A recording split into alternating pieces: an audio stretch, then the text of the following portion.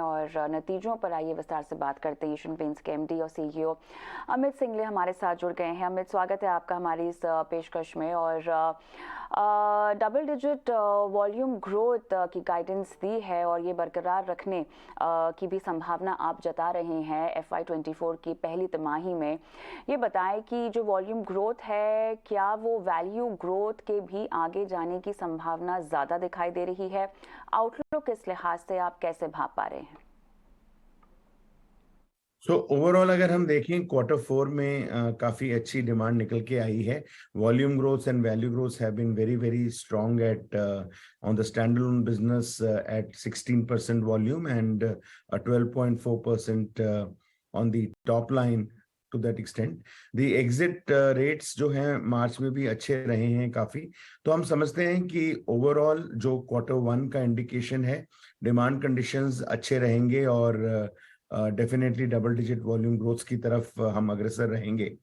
और पूरे साल का अगर हम एस्टिमेट देखें, इस बार जो हम हमारे पास एक लंबा दिवाली का टाइम है, तो Q2 और Q3 डेफिनेटली हमें लगता है कि पिछले साल के कंपैरिजन में अच्छा रहना चाहिए as we see it going ahead.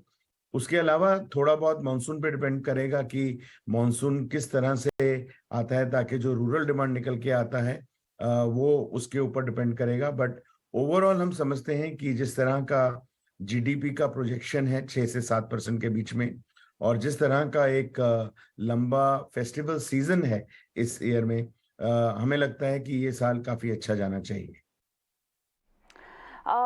Margin band अगर हम देखें तो 18 से 20% की रेंज में आपने कहा है। अब एग्जिट मार्जिन रेंज की ये बात हो रही है। अब ये क्या कंजर्वेटिव स्टैंस लिया गया है? जिस तरह से हम कमोडिटी प्राइसेस में अब डाउनवर्ड मूवमेंट देख रहे हैं, उसके बावजूद ये स्टैंस पर आप अड़े हैं? तो ओवरऑल जैसे हम देखते हैं कि कमोडिटी प्राइसेस डेफिनेटली सॉफन हुए हैं और आगे जाके ट्रेंड्स नजर आ रहे हैं कि शायद और थोड़ा सा सॉफ्टनिंग हो।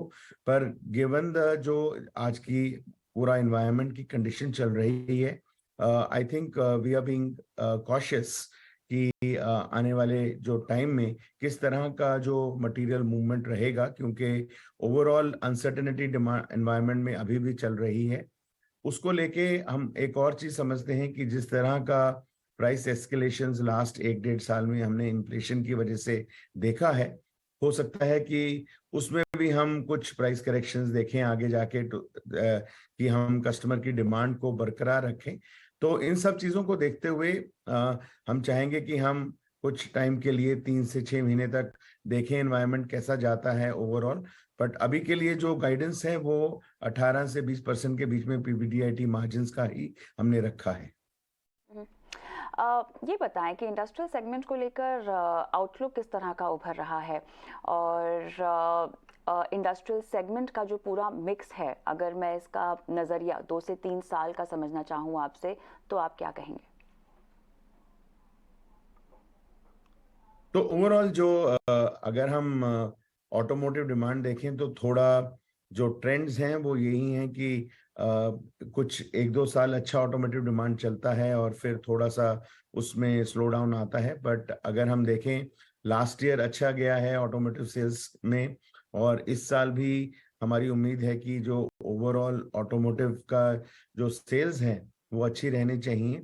जो नॉन ऑटोमोटिव इंडस्ट्रियल सेक्टर है उसमें भी अच्छी तेजी हमने देखी है, और हम समझते हैं कि ये साल में भी पूरा जो इंडस्ट्रियल का बिजनेस है उसमें अच्छी काइंड ऑफ ग्रोथ आएगी।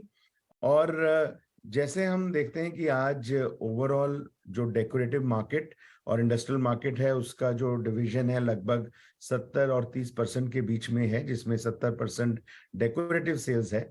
हम समझते हैं कि जिस तरह से डेकोरेटिव में ग्रोथ रह रही है और अगर इंडस्ट्रियल सेल्स भी अच्छी चलेगी तो ये रेशो ज्यादा नहीं बदलेगा ओवरऑल। एंड यही ट्रेंड अगले 2 साल तक हमें लगता है कि चलेगा। तो रेशो में हम समझते हैं कि कोई ज्यादा अंतर नहीं आएगा। दोनों डेकोरेटिव और इंडस्ट्रियल ग्रोथ्स डेफिनेटली अच्छी रहनी चाहिए आने वाले साल में। क्रॉसिंग की एंट्री को लेकर आप क्या कहेंगे? बिजनेस का डिसरप्ट होगा पेंट इंडस्ट्री के डायनामिक्स में किसी भी तरह के बदलाव, या आप इसे हेल्दी कंपटीशन समझेंगे? अगर हम आज देखें जो हमारी पेंट इंडस्ट्री है लगभग 70,000 से 75,000 करोड़ की है, और आने वाले टाइम में 4-5 साल में ये इंडस्ट्री लगभग 1 लाख करोड़ की हो सकती है। और इसमें हम देखते हैं कि अगर कोई भी नया प्लेयर आता है और वो 3 से 4% मार्केट शेयर अगर गेन भी करता है, तो उससे ज्यादा मार्केट डायनेमिक्स में इतना फर्क नहीं आ सकता हमारे हिसाब से। कुछ जो छोटे और अनऑर्गेनाइज प्लेयर्स हैं, उनको डेफिनेटली कुछ फर्क पड़ सकता है, क्योंकि उनकी तरफ से अगर ज्यादा प्राइसिंग या डिस्काउंटिंग होता है तो लोअर सेगमेंट्स में लोअर जो छोटी कंपनीज हैं उन पे डेफिनेटली असर आ सकता है। मेरे हिसाब से जो बड़ी कंपनीज हैं, ओवरऑल ऑर्गेनाइज कंपनीज हैं, उनमें उनकी ज्यादा जो ओवरऑल स्ट्रेटजीज हैं, ओवरऑल सेल्स हैं, उसमें ज्यादा फर्क नहीं आना चाहिए। चलिए, बहुत बहुत धन्यवाद, आपने समय निकाला और इतने विस्तार से कंपनी की तमाम योजनाओं की जानकारी हमारे साथ साझा की है। हम आगे बढ़ेंगे, हमारे साथ Sneha Poddar, AVP research broking distribution, Motilal Oswal financial services जुड़ गई हैं। स्वागत है आपका स्नेहा। और एशियन पेंट्स के मैनेजमेंट से हमने बात की नतीजों के बाद, फिलहाल जो तस्वीर वो बता रही हैं आपको कितनी ऑप्टिमिस्टिक दिखाई दे रही है, और क्या आप रेकमेंड करेंगे हमारे दर्शकों को? ऐसे एशियन पेंट्स की अगर हम बात करें तो डेफिनेटली ग्रोथ पे डाउट नहीं है। इस इंडस्ट्री में ग्रोथ पोटेंशियल काफी है, बट हमारा कंसर्न यही है कि इसमें काफी डीप पॉकेट्स वाले कई प्लेयर्स ने रिसेंटली एंट्री मारी है। तो आगे जाके वो कितना स्केल अप कर पाते हैं, उसका इम्पैक्ट डेफिनेटली कहीं ना कहीं डिमांड पे थोड़ा बहुत दिखाई जरूर देगा। और डिमांड के साथ मैंने डिमांड कहीं ना कहीं थोड़ी शिफ्ट होती हुई हमें डेफिनेटली दिखाई देगी। और साथ ही साथ जो अभी तक प्राइसिंग पावर जो एशियन पेंट्स एंजॉय करता था, कहीं ना कहीं वहां पे भी थोड़ा इम्पैक्ट आ सकता है। तो मार्जिन प्रोफाइल पे भी हमें ध्यान रखना पड़ेगा।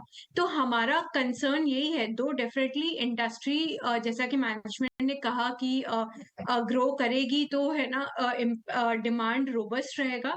बट क्योंकि कई प्लेयर्स ने रिसेंटली अनाउंस कर दिया है अपनी एंट्री, और काफी बिग वे में वो केपेक्स प्लान कर रहे हैं, तो हमें इनका ध्यान रखना पड़ेगा कि डिमांड शिफ्ट हो सकती है थोड़ी बहुत, और मार्जिन पे डेफिनेटली इम्पैक्ट आ सकता है।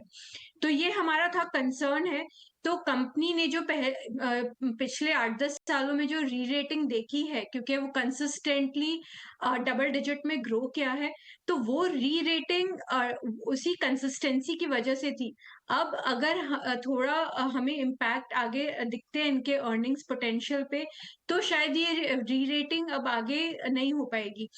तो वैल्यूएशन अभी इस पॉइंट पे जो कि अराउंड 57-58 टाइम्स FY24 EPS है, तो ये थोड़ा सा हमें एक्सपेंसिव लग रहा है, बिकॉज जो भी पॉजिटिव्स है वो ऑलरेडी फैक्टर इन है इस वैल्यूएशन में। तो हमारी राय यही रहेगी कि अगर आप इसे as a long term bet consider कर रहे हैं, तो आपको एक ग्रोथ दिखाई डेफिनेटली देगी। बट आप एक जो अल्फा सोच रहे हैं कि जैसा पास्ट में एशियन पेंट्स ने हमें रिटर्न्स दिया है, वही स्टेलर रिटर्न्स आगे भी कंटिन्यू हो, तो वो शायद थोड़ा डिफिकल्ट हो सकता है। और राइट, स्नेहा, आप हमारे साथ